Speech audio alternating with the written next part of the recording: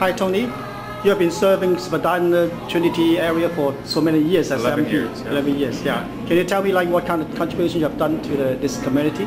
Well, basically, I mean, first of all, as working on a government bench, you work within the government and within the caucus to ensure that one, there's good economic and fiscal policy so that people are working, the interest rates are low, you ensure that people have the opportunity to do the best that they possibly can do. In the last 11 years, 3 million new jobs have been created. There's 25% more Canadians working today than there was 10 years ago. We're leading the G7 nations. The unemployment rate is way down. It used to be 11.5%. Now it's just about 7%. There's a lot of things that we have been doing to reinvest in social programs so that Canadians have the kind of tools that they need to supply for their families a good life. And we've been investing in post-secondary education, graduate studies, research and development, affordable housing, money for the homeless, $10 billion for child tax benefits so that people with children get almost $3,000 a year per child. There are many things that we've been doing, and here in Trinity Spadina, the most recent was when we got the money, the $15 million for the International Dragon Boat Race so that we can get the competition for the 2006 year. When SARS was here, what we did was we got money from the federal government so that we leveraged it with the organizations and the business sector so that we got close to $600,000 spent in Chinatown when nobody wanted to come into Chinatown at the time. So that we continue working on the benefit of ensuring that in Trinity Spadina things go well.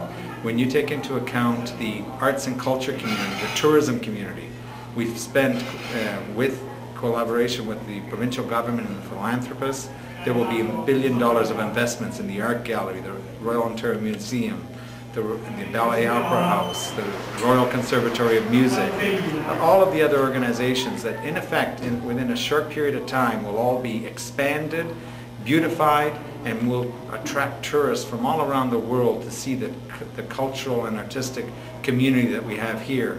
And of course, by getting the Rochester Ferry that will be coming here June 14th for the first voyage, that will eventually bring 750,000 new people into the city to ensure that tourism, and they spend their money, shop at the shops, see the entertainment district. These are the kind of things that we do, similar to tonight, the University Settlement House and Scadding Court and St. Stephen's House and St. Christopher's House, all community groups that supply services to our residents in our community. And the federal government gives them grants for first-time pregnant mothers, youth at risk money, summer career placements so that there could be day camps for kids. There are many things that the federal government does that basically ensures that our community is vibrant and that people are not left behind, and that's in effect what we try to do.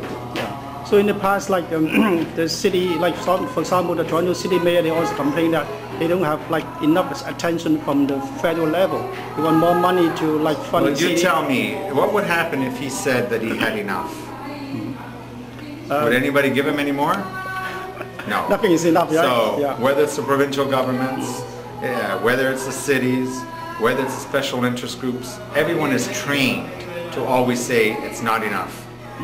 So that's constant battle. But we wish we had more money, but we're not going to tax people more to get more money unless there's an extreme emergency. So on that basis, we've been cutting $100 billion in taxes so people have, especially low-income people, have more money in their pockets. We took over 2 million Canadians off the federal tax rolls to ensure that they're not paying any federal tax. When you take a look at our situation now with all the money that we've reduced in taxes has been tremendous, and yet we put close to $40 billion towards healthcare to ensure that if anybody is ever sick, there's nothing they have to worry about. They don't need a credit card. Everyone is covered that's living here and is landed immigrant or with a citizen. Okay. Say, for example, when we compare Spadina Trinity area to some newly Northern development like Markham, Richmond Hill, it seems that Spadina Trinity is a very unique Chinatown-based, it area. Is the center. It but is the epicenter. It seems a bit old-fashioned. Do you think it need to modernize it or getting more federal money to? Well, no, because basically that's the beauty of it. The beauty of it is, look, what's the difference between Markham, Thornhill, Mississauga, Richmond Hill. Is there a difference between when you go to one Chinatown there or another? Mm-hmm. Not really, but this is unique. People come from all over the city to see this Chinatown because there's so much service, the quality is just as good as anywhere else, but it's the ambiance. And it's all close to the Art Gallery, to the Harbourfront Centre, to the Air Canada Centre, to the Sky Dome, to the Royal Ontario Museum, to the University of Toronto. It's all here together, and people living in cohesion. It's such a great example of what Canada is all about. I see. So regarding the recent poll, seems that, I mean, the poll for Liberals seems sliding, but always Liberals, I mean, getting lots of support from the Chinese. So, right. So do you think that you'll continue to getting support for the community to win? Well, I think what you'll find in the next few days is that the polls will start to increase, and you're starting to see that the last couple of days. Because what happened the first couple of weeks, people were not interested in politics yet. It took a little while for them to finally realize there's a difference between provincial and federal. And people were complaining about gas tax, about the property tax, so many things that weren't federal government initiatives. Now they start to realize that it is the federal government that has done tremendous good for our nation. We're leading the G7 nations, 7 years in a row, a surplus. We started off with $42 billion deficit. We only had $140 billion of revenue in total of our expenditure. So it was a big percentage that we didn't have enough money for. Little by little, sensitively, we reduced the deficit to the point where we've had 7 surpluses in a row. And we've reduced over $50 billion of debt. So now our debt is basically just around the 500 billion mark. And 130 of that is employee pension, employee pension, which in effect is not real terms of foreign debt or anything like that. So we're doing our GDP to debt ratio is reduced tremendously from where it was before, and that's why the confidence in Canadian economy is extremely high. And when the G7 nations get together, as Paul Martin, the Prime Minister, did the other day, he's the only one with a surplus. So you just mentioned that people may have a misconception about the provincial Liberal and the federal Liberal. Do you think that the health premium imposed by the provincial Liberal will hurt like federal Liberal?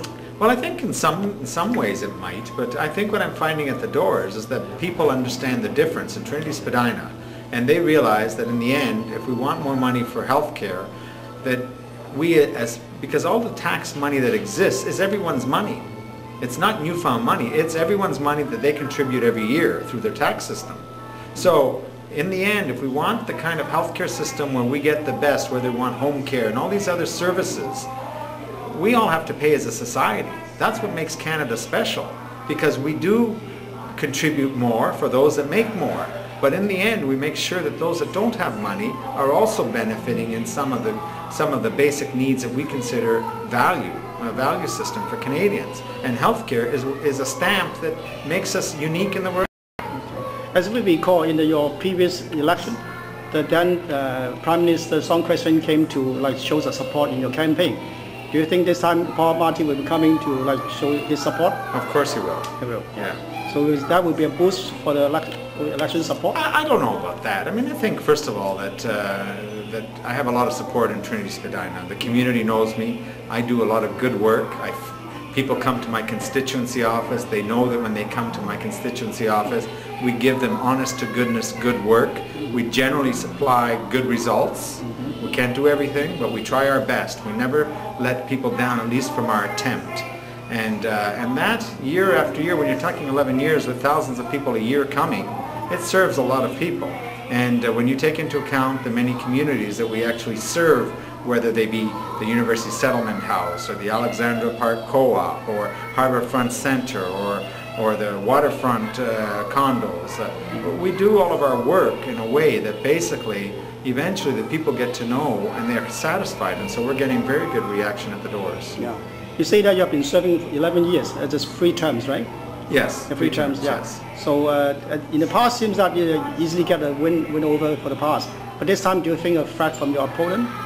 Well, I don't take anything for granted ever.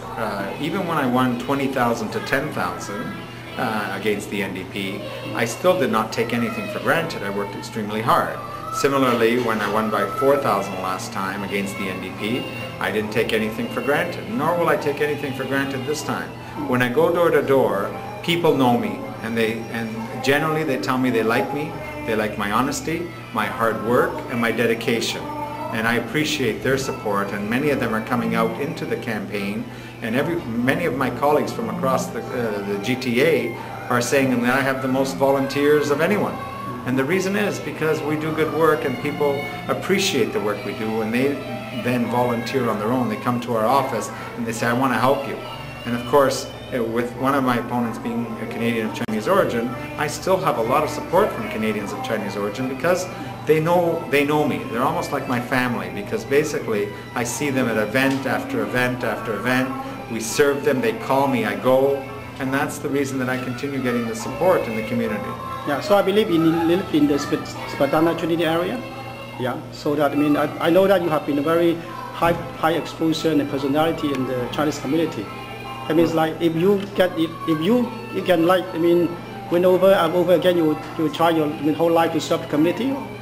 Well, I always try to serve, right? Yeah. What I try to do is I try to serve my constituents. I want to make sure that every family has everything they need: a job, opportunity at school, opportunity to retrain if necessary, a good life in seniors. You're familiar with the seniors' recommendation on the increase in the guaranteed income supplement that the Prime Minister has given me pleasure by stating it in the platform, which is basically to give an increase of $433 for a senior for a year for those guaranteed income supplement recipients.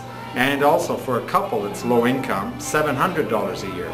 They haven't had a raise since 1985, other than the cost of living, the 1%, 2%. So that is phenomenal. And of course, in the program that we have as Liberals, the Prime Minister announced a $7 a day daycare program, so that anyone out there that has a child and would like to go to work, but can't afford to go to work because they have a child at home, still young, will have the opportunity to put in daycare a child for only $7 and still go to work and make it worthwhile. These are the kind of programs that we're talking about with home care, a national home care program where people can stay in their homes and be served. Okay.